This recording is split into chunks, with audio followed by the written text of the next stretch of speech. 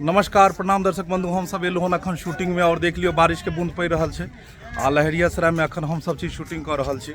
और अखन जे छै से चूनालाल जी और भी कलाकार सब छथिन और बहुत ही बढ़िया लागल। पंजाब से आवे वाला सीन केलहुँ हन अखन स्टेशन पर में की चूनालाल जी। जी जी जी नमस्कार, गुड मॉर्निंग। अखन हम आयल छी स्टेशन पर शूट करे के लिए पंजाब वाला सीन केलहुँ। और सब्सक्राइबर सब देख लियो सेहो सब छथिन, ई सब वीडियो देखे छथिन और सब छथिन पीछा में।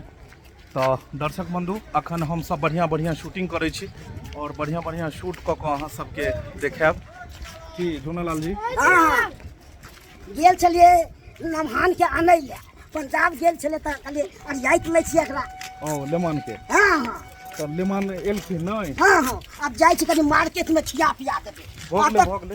हाँ आ त ट्रेन में लोग तो जल्दी खाय नै छै डरे। हाँ कोनो चीज दो देते त पड़ रहै छै लागे की बेहोश भ गेलै कोनो चीज मिला दे। क्या चाहिए अपना मार्केट में जाकर ढंग तो दर्शक इनका कहनाम चले कि ट्रेन में लोग खाए पिए वाला चीज मतलब कमे ट्रेन में कतो जाए अभी तो कमे बाहरी चीज खाए, नहीं तो जानते छे आइ काल्हि केहन केहन घटना होइ छै।